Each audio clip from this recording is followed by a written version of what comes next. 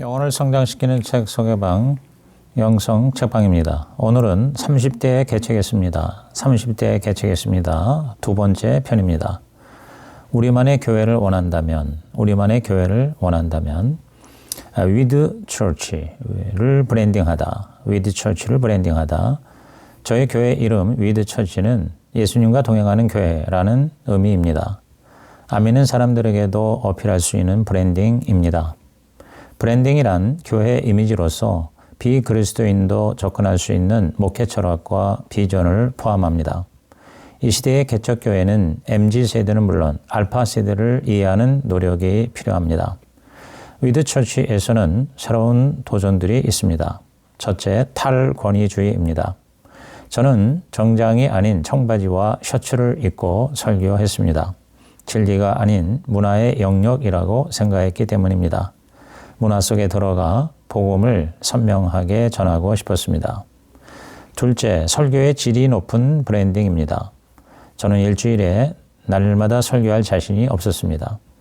개척교회 목사로서 일주일에 9번 설교하다가는 1년도 되지 않아 지칠 것입니다. 저는 주일 예배 설교를 일주일 내내 집중해서 준비를 했습니다. 한 주 동안 설교의 내용을 치열하게 제가 먼저 살아보고 성도들에게 전하는 심정으로 전했습니다. 개척교회라 할지라도 성도들은 목사의 설교를 듣고 교회를 결정합니다. 작은 교회라도 깊이 있는 설교를 전하면 준비된 성도들이 찾아온다고 믿습니다. 온라인과 입소문을 듣고 찾아옵니다. 큰 교회는 성도들의 폭이 넓기에 설교의 스펙트럼이 넓을 수밖에 없습니다. 그러나 개척교회는 쉽지만 깊이 있는 설교, 구속사적 설교, 그리스도 적용적인 설교를 풍성하게 할 수 있습니다. 매주 성도들과 깊은 교제를 하며 삶의 고충과 어려움을 생생하게 들을 수 있기 때문입니다. 셋째는 식탁 교제입니다. 코로나 중에도 소그룹이 확실한 교회는 크게 흔들리지 않았다고 합니다. 개척교회의 장점은 함께 식사하며 교제할 수 있는 것입니다. 저희는 주일마다 예배 후에 식탁 교제를 합니다. 풍성한 식탁과 함께 삶과 기도 제목을 나눕니다. 새 가족이 오면 모두가 다 환영하는 분위기를 조성합니다.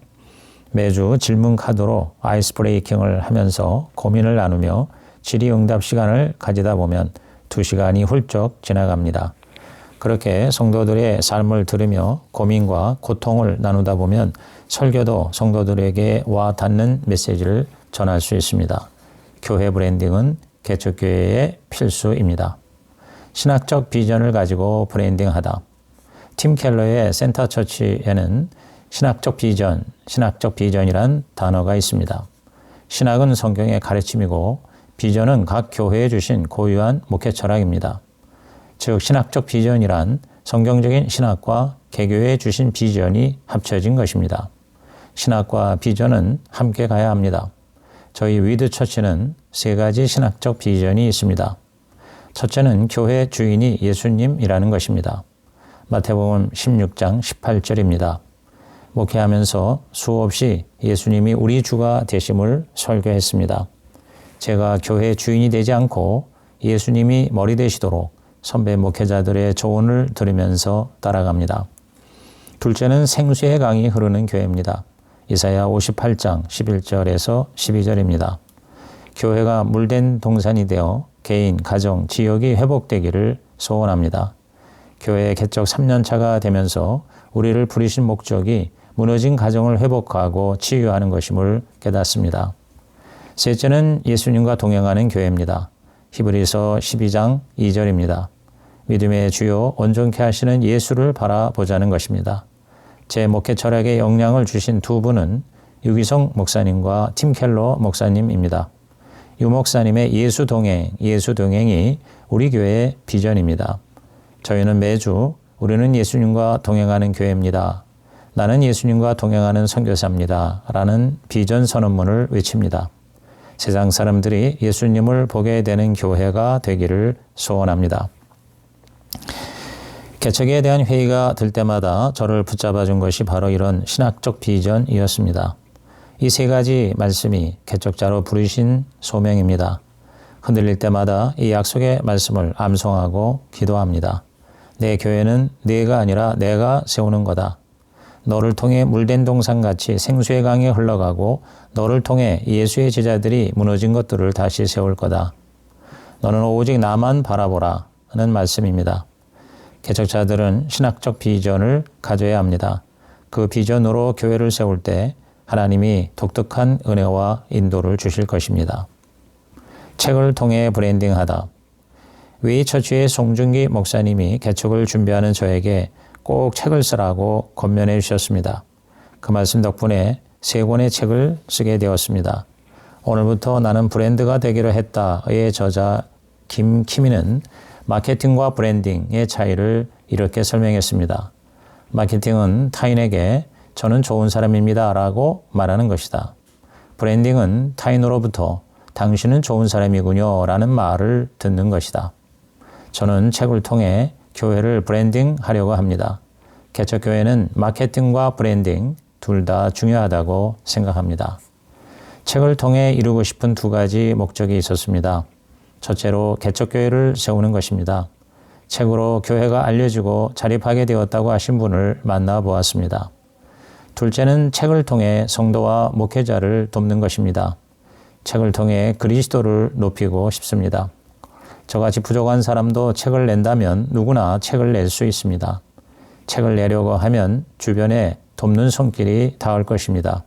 꼭 책이 아니더라도 교회를 알릴 수 있는 자기만의 무기를 찾아보기를 추천합니다. 개척교회 목회자의 장점은 하고자 하는 것을 바로 도전할 수 있다는 것입니다.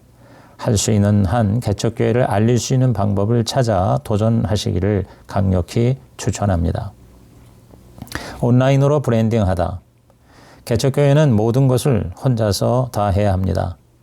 기계치인 저는 주변의 도움을 받아 끈질기게 배워서 온라인 송출하는 것까지 완전히 마스터할 수 있었습니다. 옛날과 달리 지금은 SNS와 동영상 플랫폼으로 사람들을 접촉해야 합니다. 개척을 한 후 가장 많이 들은 말은 이제야 드디어 와보는군요 라는 말이었습니다. 온라인으로 우리 교회를 많이 보았다는 것이죠. 한 번은 분당 우리 교회 게시판에 위드처치 개척의 글을 올렸는데 1년이 지난 후에 어느 성도가 연락이 왔습니다. 그 게시물을 보고 지금까지 개척교회를 위해 기도했다고 하면서 찾아왔습니다. 온라인으로 꾸준히 브랜딩한 열매라고 생각합니다. 지금은 어느 청년의 권면을 듣고 블로그를 시작했습니다. 유튜브, 인스타, 페이스북 등을 총동원해서 블로그를 홍보하자 사람들이 들어와서 글을 읽기 시작했습니다. 블로그를 통해 지역사회의 교회를 알리게 되었습니다. 그 결과 지역과 지역을 초월해서 위드처치에 성도들이 오게 되었습니다. 개척교회라면 더더욱 온라인을 적극적으로 활용해야 된다고 생각합니다. 저는 코로나가 오히려 기회라고 생각했습니다. 코로나 때문에 온라인 사역이 급속히 발전했기 때문입니다. 교회를 다니다가 떠난 사람들이 온라인을 통해서 위드처치에 들어오는 기회가 생겼기 때문입니다. 저는 온라인 사역이 지금 시대에 개척교회가 시도할 수 있는 한 영혼을 위한 아주 적극적인 전도 방법이라고 생각합니다. 5부 개척교회 설교는 더 중요하다. 개척교회 설교는 더 중요하다. 찾아서 듣고 싶은 설교자. 저는 개척교회라도 핵심 사역은 설교라고 생각합니다. 찾아서 듣고 싶을 정도의 설교는 분명한 목회 철학, 즉 신학적 비전이 있는 설교입니다. 유기성 목사님의 설교가 그런 설교라고 봅니다. 유 목사님의 설교하면 떠오르는 것이 있습니다. 예수님을 24시간 바라보라. 예수님을 24시간 바라보라는 것입니다. 사도 바울의 모든 메시지의 핵심은 오직 예수 그리스도입니다. 찾아서 듣고 싶은 설교는 설교를 삶으로 살아내는 것입니다. 설교자의 말과 인격이 일치하는 설교입니다. 어느 날 저는 설교를 외치지만 가장 먼저 저에게 적용하지 않는 것을 깨닫고 충격을 받았습니다. 그날 이후 저는 설교를 삶으로 살아내는 설교자가 되고 싶었습니다. 설교를 듣고 성도들이 예수 그리스도로 충분하다고 고백하며 돌아갈 수 있기를 소원합니다. 나의 설교는 논리적인가? 여러 교회를 탐방하고 있는 어느 사모님이 설교를 들으면서 놀란 것이 의외로 많은 설교가 논리적이지 않은 것을 발견했다고 합니다. 저는 저의 설교 수준을 객관화해야 한다고 생각했습니다. 그래서 에스라 성경대학원 대학교에 들어가서 신학적인 수업을 받았습니다. 그 이후부터 깊이 팠던 설교자는 팀 켈러 목사님입니다. 논리적이면서 문화를 이해하고 마음속 우상을 끄집어내는 통찰력 있는 목회자라는 생각이 들었습니다. 팀 켈러 목사님의 메시지를 중심으로 설교 코칭 미니스터리가 저의 설교 사역에 큰 도움이 되었습니다. 설교 클리닉을 받으면서 설교 전체를 한 문장으로 압축하는 훈련도 받았습니다. 저 자신이 내 설교에 확신을 가지고 내가 내 설교에 가장 은혜를 받는 것을 목적으로 하고 있습니다. 설교 커닝 페이퍼가 도움이 됩니다. 설교 원고를 다 마친 후 한 페이지에 요약을 하고 그것을 가지고 설교하는 것입니다. 설교의 내용을 가지치기 하는 것이죠. 그렇게 함으로 자유롭게 청중의 눈을 맞춰가면서 설교하는 데 도움이 되었습니다. 팀 켈러의 설교라는 책에 나오는 전개 방식을 따르고 있습니다. 첫째, 지금 시대를 사는 문화는 우리에게 어떤 메시지를 주는가? 문화. 둘째, 그렇다면 성경은 우리에게 어떠한 메시지를 주는가? 성경. 셋째, 하지만 우리는 말씀대로 온전히 살 수 없다. 장애물. 넷째, 그러나 우리를 대신해서 행하신 분이 계신다. 그리스도. 다섯째, 우리는 이제 그리스도를 힘입어 어떻게 삶 속에서 적용할 것인가? 적용의 5가지 단계입니다. 문화, 성경, 장애물, 그리스도, 적용. 월요일부터 한 주간 설교를 준비하고 주일 새벽에 혼자 강단에 서서 연습합니다. 예수님이라면 이 본문으로 우리에게 어떻게 말씀하시기 원하실까? 라고 주님의 마음을 구합니다. 그때 새롭게 주시는 마음이 있습니다. 성도들의 자리에 앉아봅니다. 내가 성도라면 어떠한 설교를 듣고 싶을까? 어떤 갈급한 마음으로 이 예배당에 올까? 라며 성도의 마음을 위해 주님께 구합니다. 그때마다 세상에서 치열하게 살다가 오는구나. 외롭고 피곤하지만 오직 은혜를 갈망하는 마음과 성도의 교제를 원하는 마음으로 오는 것을 느낄 수 있습니다. 그 설교의 내용을 한 문장으로 정리한 논지를 포스트잇에 써서 설교문 위에 붙여놓고 주님께 저를 사용하시라고 기도하면서 설교합니다. 모든 성도가 저를 통해 오직 한 분 그리스도만을 바라보기를 구하며 말씀을 전하는 것입니다. 설교 내용만큼 중요한 프레젠테이션. 앤드 스탠리의 설교 코칭이라는 책에서 설교의 내용 못지않게 프레젠테이션이 중요하다는 것을 배웠습니다.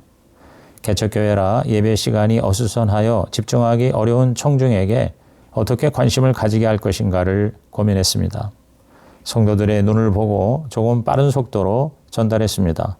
청중으로 하여금 메시지가 객관적이고 지적이고 전문적으로 설득력 있게 인식하도록 힘썼습니다.